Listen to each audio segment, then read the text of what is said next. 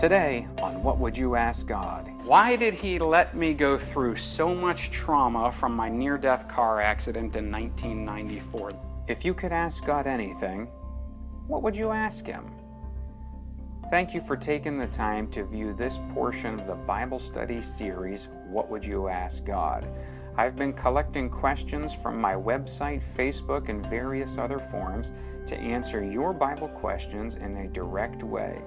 Let's find out today the answer to what you would ask God. This is a big question, and this is a pretty specific question. I put this up here for a reason. God's interested in the specifics. He's not just interested in the big overall questions. Why did He let me go through so much trauma, my near-death car accident? But to answer this, we got to answer one or two other questions before we answer this. And we have to see Genesis 3:18, back to our story in the Garden of Eden. The very first prophecy, God is talking to the serpent. He says, "And I will put enmity between you and the woman, and between your seed and her seed." Notice how seed's capitalized there. "He shall bruise your head, and you shall bruise his heel." So God had a plan of salvation ready to be put into action just in case Adam and Eve failed in their test.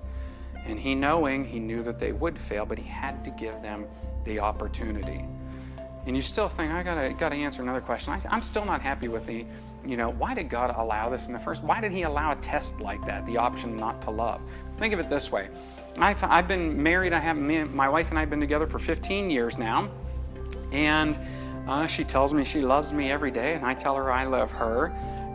But what if I duct tape her mouth and hog tie her and throw her into a closet, and every once in a while I open up the door and I pull back the duct tape, feed her, and I say, "Do you love me?" And she shakes her head, and I said, "Okay," and then close her and put her back in there. Does that mean a whole lot?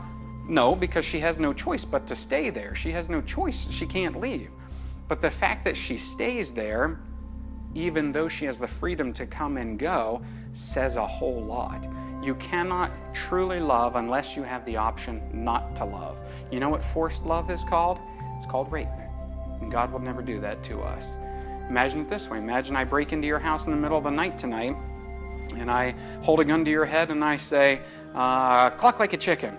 And I bet you'd start flapping your arms and you'd cluck like a chicken pretty darn quick. And I said, "Bark like a dog." You'd probably do the best dog you could come up with.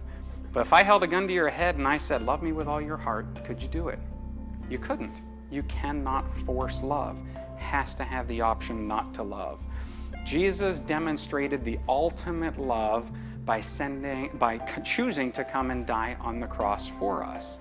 And here you have the prophecy, between you and the woman, between your seed and her seed, he shall bruise your head and you shall bruise his heel. When did that happen?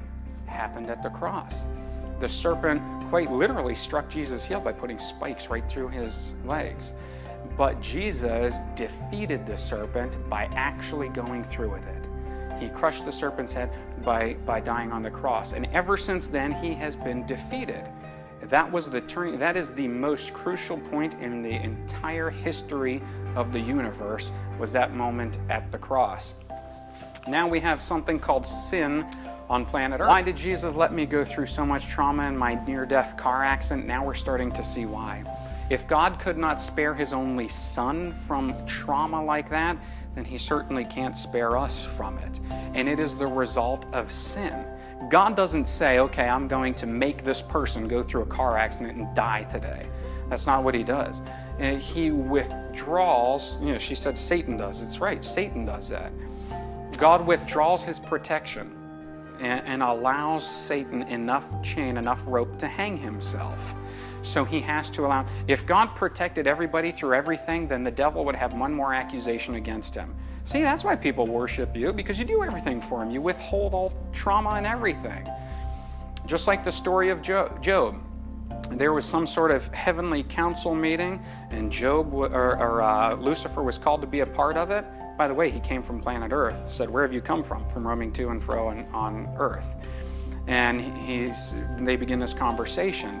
Take Job, for example. The only reason he worships you is because you give him everything. The guy's wealthy, has a great life, great family. And he said, "Take that from him and he'll curse you." God gave the devil permission to attack him.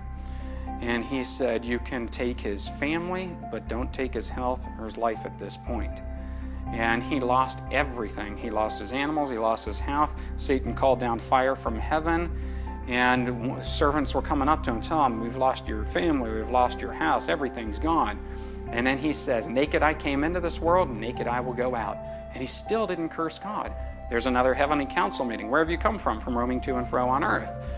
And take Job, for example. He only worships you because you give him. He has great health still. Take his health and he'll curse you. He says, fine, attack his health, but don't take his life. Boils all over his body, and he did not curse God. His wife did. His wife said, curse God and die. And there's a good support system right there. You think you have problems in your relationship. But he didn't. He stood strong for God, and God blessed him because of it. He got children back. He got his agriculture and everything back because he was faithful, more than what he started with.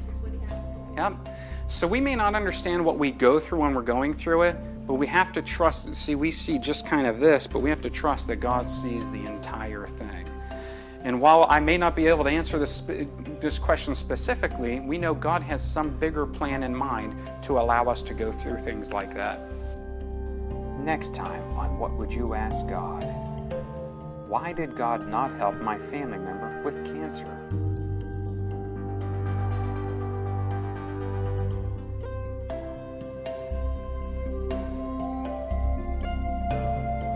Don't forget to submit your questions to be answered on video at www.brandonseniorseminars.com.